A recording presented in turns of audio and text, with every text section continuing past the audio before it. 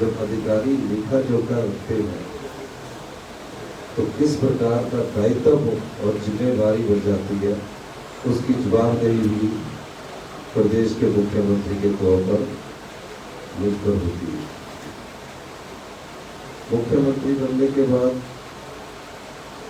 मन में एक विचार आता है कि किसी न किसी तरह सभी कार्यों को किया जाए, लेकिन जब बजट देखा जाता है, काम करने के लिए पैसे का प्रावधान करना पड़ता है, तो कहीं ना कहीं दिक्कत आनी शुरू होती है। 1 महीना तक हमने मंत्रिमंडल का विस्तार नहीं किया।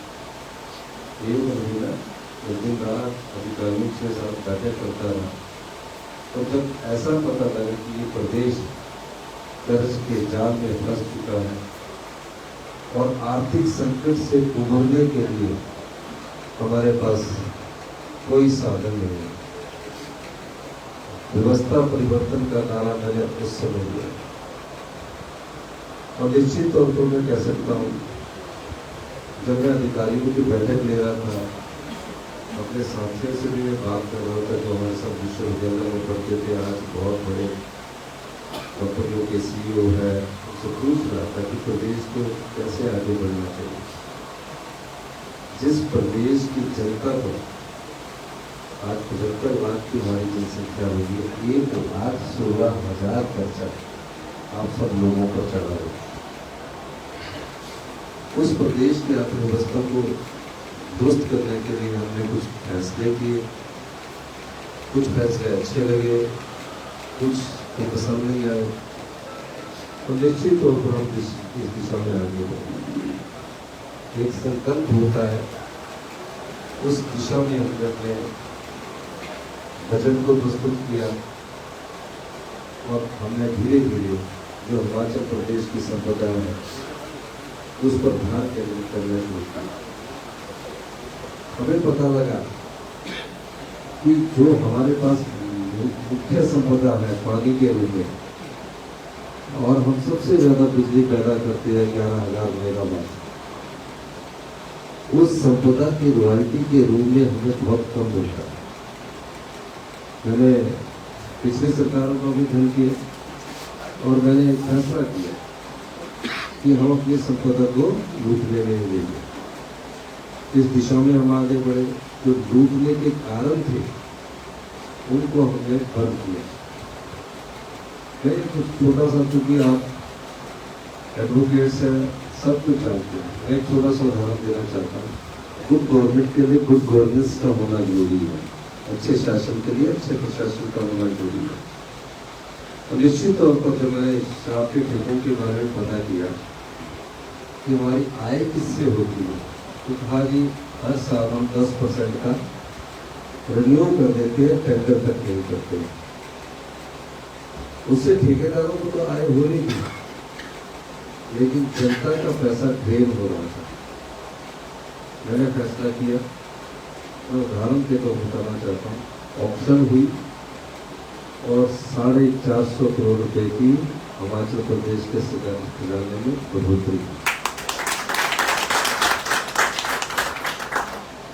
उपयोग करके हमें 160 करोड़ आ रहे थे और वैसे 450 करोड़ रुपये। तो पैसा तेजी में आता है तो जनता में डालने की दिशा में आगे बढ़ते हैं। हिमाचल प्रदेश बहुत सुंदर प्रदेश है। कोई ऐसा कोना नहीं होगा मेरे जीवन काल के छात्र जीवन से लेकर जो मैंने घूमा नहीं है। देहरादून में बहुत बार आया, मेरी वाइफ के पास यहाँ जमीन है, मेरी सानिया यहाँ रहती है।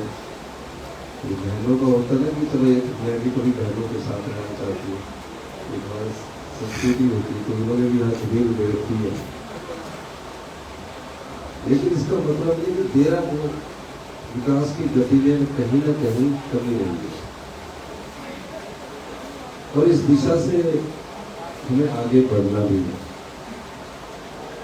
अब देहरा में जब मेरे हाई कमांड का हुक्म आया तो 2 विचार आए कि क्या चुनाव लड़ना चाहिए, या हाई कमांड को जब हमें लोकसभा चुनाव के बारे में भी मुझसे बात की गई, मैंने उस समय मना किया कि हमारी विधानसभा के चुनाव है, हम ये चुनाव नहीं लड़ सकते हैं।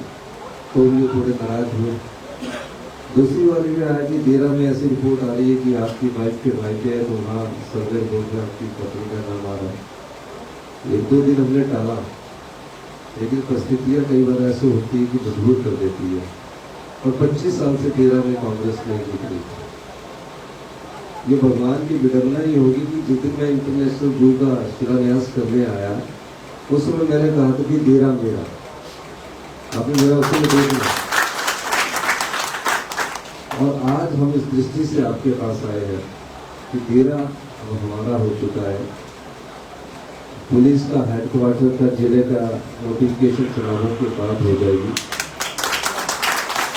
एसपी के ऑफिस की नोटिफिकेशन चुनावों के बाद हो जाएगी। चुनाव के बाद मैं आपके पास एक दिन पूरे दिन के लिए अधिकारियों के साथ आऊँगा। 13 ये जो बहुत चीज़ें हैं इनको कैसे लगाना है, और इस दिशा में जितने वकील आज यहाँ हैं, आपका काम भी बहुत बढ़ने वाला है। अभी ये काम जब अधिकारी आएंगे, कर्मचारी आएंगे, नए संस्थान आएंगे, तो निश्चित रूप से ये मेरा शहर का विकास होगा, आसपास का विकास होगा। कई बार मैं देखता हूँ कि इंटरनेशनल जू हम जो बना रहे हैं, अभी उसका वॉक थ्रू आ गया, आप उसे देखना, वो एक टूरिज्म स्पॉट है, लेकिन कि हम 2 दिन टूरिस्टों को यहाँ रोकना चाहते हैं। 2 दिन टूरिस्टों को रोकने का मतलब है कि उसके अंदर होटल्स भी बनेंगे, बोटिंग भी होगी, सब प्रकार के इंटरनेशनल स्टैंडर्ड से अच्छा जो होगा। इसकी कंसल्टेंसी फीस जिसकी 4 से 5 करोड़ रुपये आएंगे, उसका भी काम शुरू हो रहा है। और 13 की सेंट्रल यूनिवर्सिटी का काम भी हमने शुरू करवाया। जब मैं धर्मेंद्र प्रधान जी के पास गया, उनको मैंने कहा फॉरेस्ट क्लियरेंसेज भी होती थी पिछली सरकार में, 10 साल से यह पत्थर रखा था, काम नहीं हो रहा था। आप देखना है मार्च में मैंने इसका काम शुरू करवाया। और ये सब चीजें इसलिए भी करवाई थी उस समय कि मैंने, मेरी धर्मपत्नी ने यहाँ से चुनाव लड़ना है। निश्चित तौर पर एक बार कई बार हम आते थे, प्यार होता है मायके वालों के साथ कि चलो अपने यहाँ आए तो वहाँ शुरू करवाया जाए तो जगह दिखती है। और आने वाले समय में क्या करना है क्या नहीं करना, वो तो आपके साथ भी बातचीत होगी, लेकिन आप उस दिशा की तरफ भी आगे बढ़ रहे हैं जिसके बारे में आप सोचते हैं, विचार करते हैं। अभी मैं ये नहीं बोल सकता कि कितने और ऑफिस आएंगे, आचार संहिता लगी है, मुख्य होने के नाते मुझे इस आचार संहिता का भी पालन पोषण करना है। लेकिन मैं ये कह सकता हूँ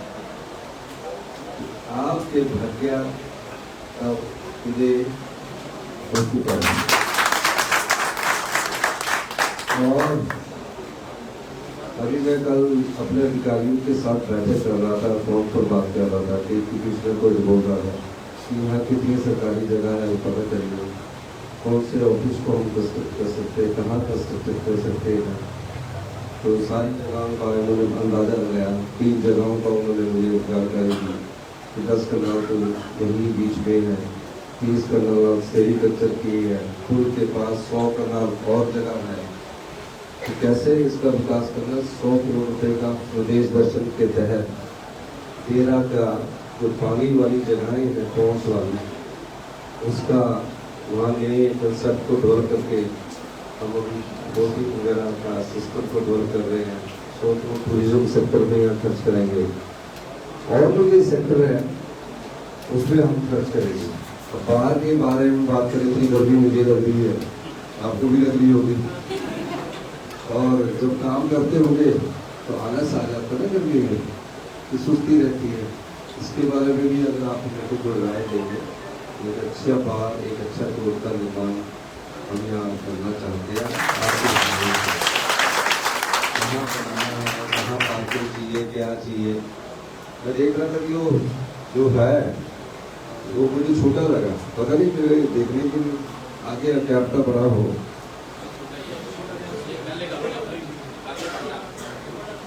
पैसे की कमी नहीं हुई है। हाँ, उसमें अच्छा कैंपस बनाएंगे जहाँ आपको एक एक बार का कमरा भी आपको मिलना चाहिए, उनको भी बैठने का एक कमरा भी। और दूसरा हाईकोर्ट में चैम्बर बनते हैं, एक अच्छा चैम्बर यहाँ बन सकता है, तो थोड़ा बहुत पैसा आपने भी देना है। हमें उस कंसेप्ट को बदलना पड़ेगा, थोड़ा बहुत देना, बाकी 80% प्रॉफिट नहीं लेना।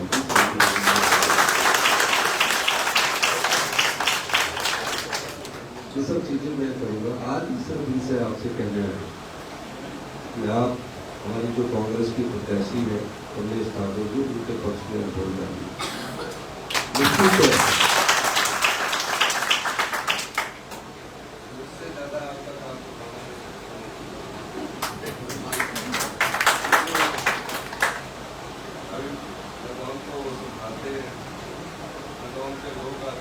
इस बार चुनावों में इन्होंने ही मेरा पूरा क्षेत्र देखा, मैं तो बहुत कम किया, लेकिन अब जब दूसरी जिम्मेवारी पड़ जाती है तो निश्चित रूप से आपका काम संभालेंगे।